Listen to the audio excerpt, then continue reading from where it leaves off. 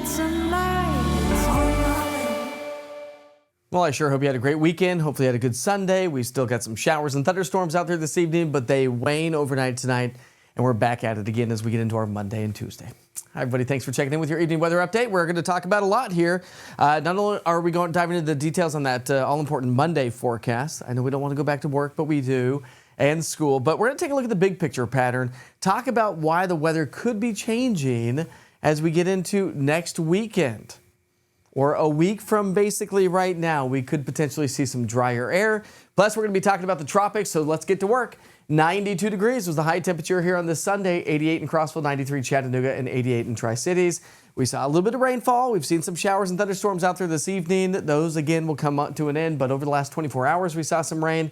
And when you look at over the last 2 days, the entire weekend anyways, we had pockets of where we didn't really see any rainfall at all, but other locations like the Plateau and the southern mountains got the majority of the rain. Now, as we get into our Monday, high pressure is still anchored to our west. We've got some energy to our north, but really not a lot. And so therefore, I just don't think that we're going to have a whole lot of activity. I think probably less activity on Monday than what we saw on our Saturday and Sunday.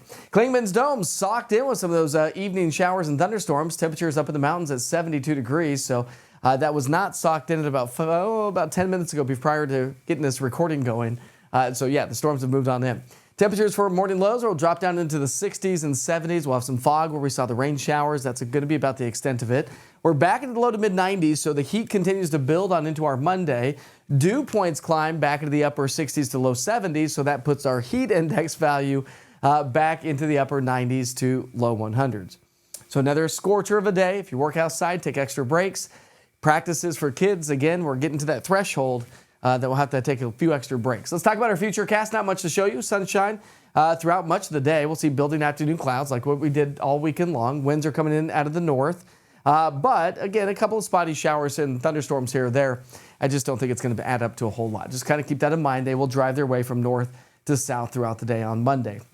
Rain chances are going to stay relatively on the low side for Tuesday. Wednesday, they'll be elevated and maybe lingering a few showers for our Thursday, Friday, and Saturday. And then we're going to shut the rain chances down as we get into our Sunday. Sunday looks like it's going to be an absolutely picture-perfect day for sure. Let's walk you through the future cast. I'm going to take you Monday morning. We'll show you the big picture. Again, not much activity going on across much of the region, so we're going to stay mostly dry. A few pop-up showers and thunderstorms. Tuesday morning, we're going to be just the same, and Tuesday afternoon, again, not a whole lot of activity. But what I want to show you is this cold front to our north Tuesday night. Tuesday into Wednesday, it slides its way on in. So Wednesday, as I mentioned, likely to see elevated rain chances associated with this cold front coming on through. And back behind this cold front, it's going to be a process, but eventually we should see some drier air settle on in. So we are going to see some decent amount of rain, at least around the region, through our Wednesday associated with the cold front. And if it lingers across the southeastern U.S., which a lot of times this time of the year it does, that means it's just going to give us those elevated rain chances. And that's going to be the case as we get into the wrap up the week anyway. So we're going to stay in the low to mid 90s all the way through Wednesday. Then as we get into our Thursday, Friday, and the weekend, or at least Saturday anyways, we're going to be in the mid to upper 80s. So it's a lot more comfortable air on the way.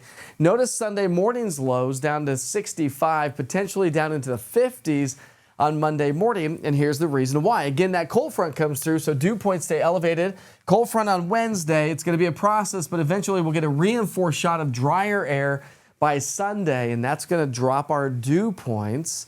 So let me show you what this looks like in the big picture, right? Saturday the 23rd, so we're talking about next weekend, and things could change for sure. I just wanted to give you some insight on some possible relief, or rather a taste of fall. So Saturday into Sunday, the air starts to dry out. Monday and Tuesday, potentially the air could stay on the drier side. And so that means that morning lows are going to come down. Climate Prediction Center has been talking about that as well. So we are looking at much better weather on the way. Let's hope this holds, because if it does, it's going to feel absolutely amazing. All right, quick check of the tropics. We still have Hurricane Erin, winds at 125, gusting to 155. It's north of Puerto Rico, moving its way northward of the Turks and Caicos and the Bahamas. So not a direct impact or direct hit anyways to the Bahamas. Category 4, possibly through the overnight hours into tomorrow and Tuesday, down to a Category 3 by Wednesday, Category 2 by Thursday, and a fish storm in Category 2 by Friday. Notice it's curving, And again, that's due to that trough and that drier air that's going to set up shop, leaving us with some refreshing air. Back behind Aaron, we've got another disturbance by that the National Hurricane Center is taking a look at. Another wave coming in off of Africa. This one potentially, based on some of the latest model guidance, will take the same path or a similar path as current Hurricane Aaron. Only about a 30% chance, so we'll keep you posted on how this all plays out. Wow, that was a lot to talk about. If you stuck around the entire forecast, thank you. I appreciate you. Hey, and by the way, don't forget, Wake Up with the Witcher starts off at 7:30 in the morning, Monday through Friday. All East Tennessee weather platforms are updated between 6 and 7 o'clock. Take my kids to the bus stop, and then we're live at 7:30 to get you out the door, just to come check on the big picture story. Have a great night.